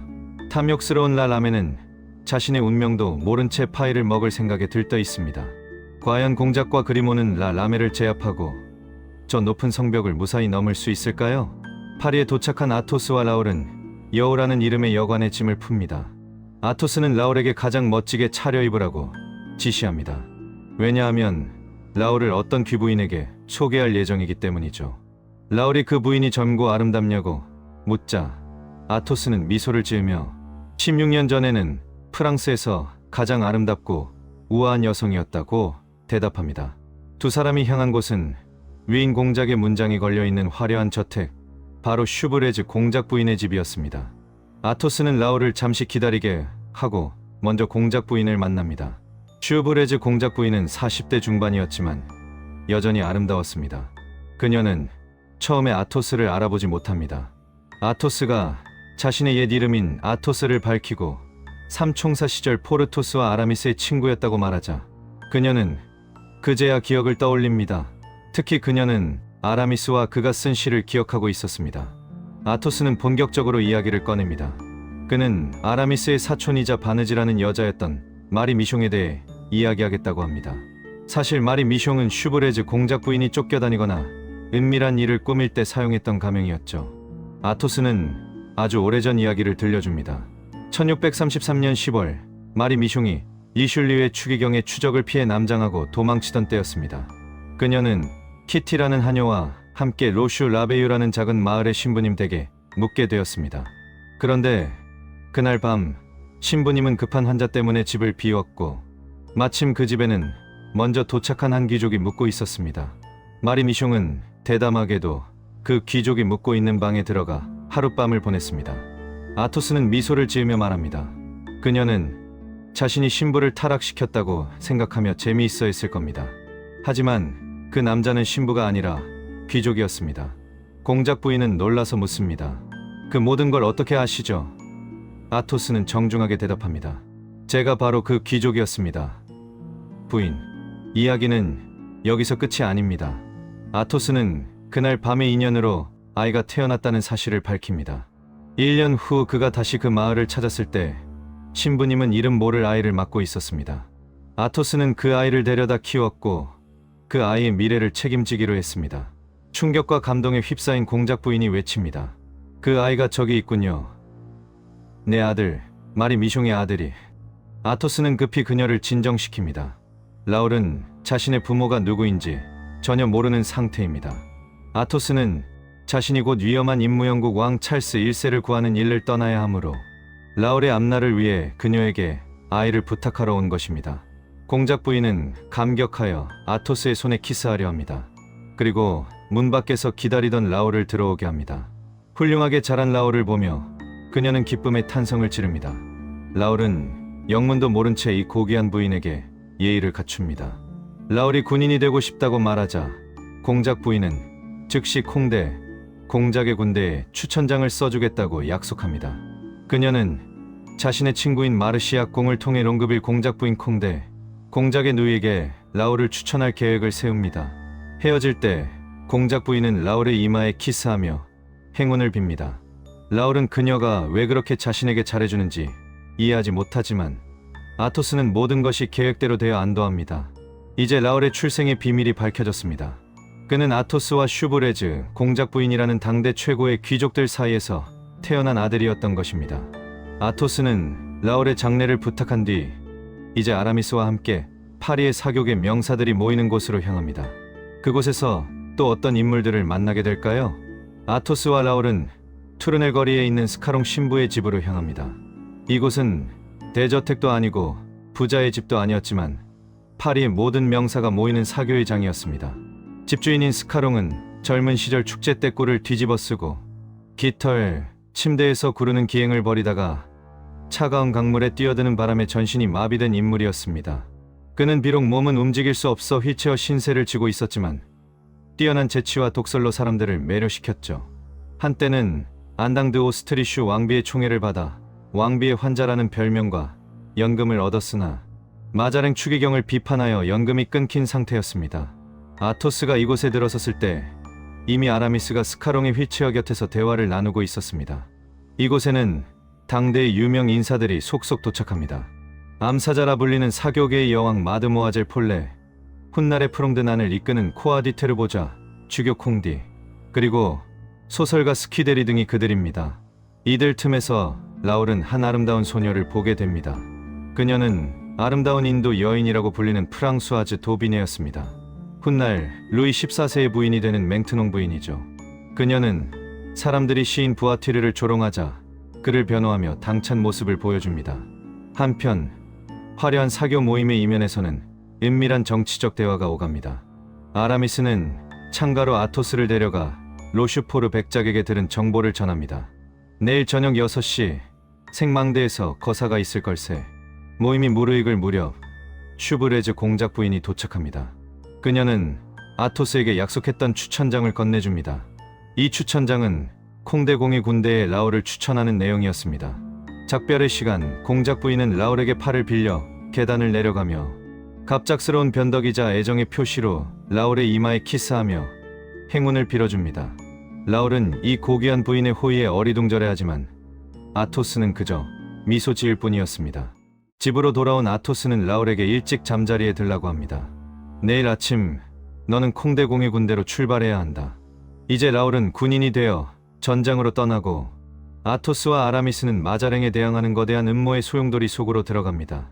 이른 아침 아토스는 잠든 라울의 모습을 지켜보고 있습니다. 과거의 상처로 인해 메말라버렸던 자신의 삶에 라울이 얼마나 큰 생명력을 불어넣었는지 생각하며 아토스는 깊은 부성애를 느낍니다. 라울이 깨어나자 아토스는 그를 위해 준비한 짐과 말들을 점검합니다. 두 사람은 말을 타고 파리를 나섭니다. 가는 길에도 아토스는 라울에게 실전에서 유용한 기마술과 사격술을 가르칩니다. 라울, 고삐를 너무 꽉 잡지 마라. 말이 입을 다물게 되어 지치게 된다.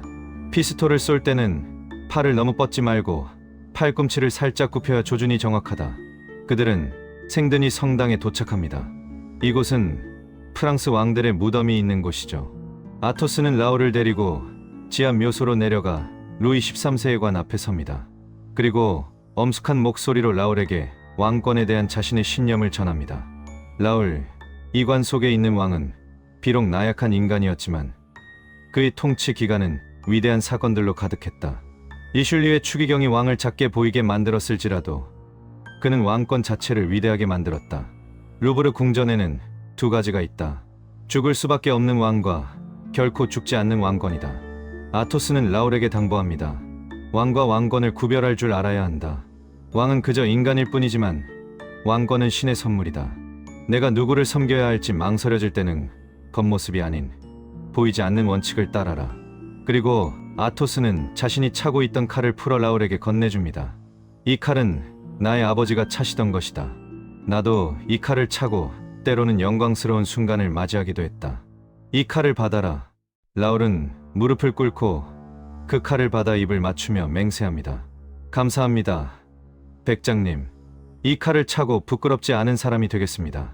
성당을 나온 두 사람은 작별의 시간을 맞이합니다. 아토스는 감정을 억누르며 라울을 안아줍니다. 잘 가거라. 라울. 나의 사랑하는 아이야. 안녕히 계십시오. 저희 사랑하는 후견이님. 라울은 말을 타고 떠나고 아토스는 그가 보이지 않을 때까지 지켜보다가 다시 성당으로 들어가 어두운 구석에서 무릎을 꿇고 기도합니다. 이제 라울은 전장으로 떠났고 아토스는 홀로 남았습니다. 하지만 아토스와 아라미스에게는 또 다른 위험한 임무가 기다리고 있습니다. 이렇게 해서 알렉산드르 뒤마의 대작 20년 후의 일부를 모두 들려드렸습니다. 생드니 성당의 엄숙한 분위기 속에서 아토스는 사랑하는 라울에게 자신의 신념과 가문대대로 내려오는 칼을 물려주었고 두 사람은 눈물겨운 이별을 맞이했습니다.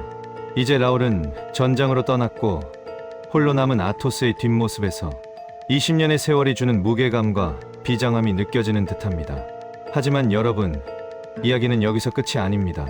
라울을 떠나보낸 아토스와 아라미스에게는 곧 거대한 역사의 소용돌이가 몰아칠 예정입니다. 그리고 아직 우리가 만나지 못한 반가운 얼굴들, 달타냥과 포르토스는 과연 어디서 무엇을 하고 있을까요? 이어지는 2부에서는 마자랭 추기경을 공포에 떨게 만들 보포르 공작의 기상천외한 탈출 작전과 흩어졌던 4명의 친구들이 운명적으로 다시 마주하게 되는 숨막히는 순간들이 기다리고 있습니다. 과연 20년이 지난 지금 그들의 우정은 어떤 모습으로 변해 있을지, 그리고 프롱드난의 혼란 속에서 그들은 각자 어떤 선택을 하게 될지 다음 이야기 20년 후 2부에서 계속해서 확인해 주시길 바랍니다. 지금까지 책 읽어주는 크리에이터 서재이었습니다. 다음 편에서 뵙겠습니다. 구독 부탁드립니다.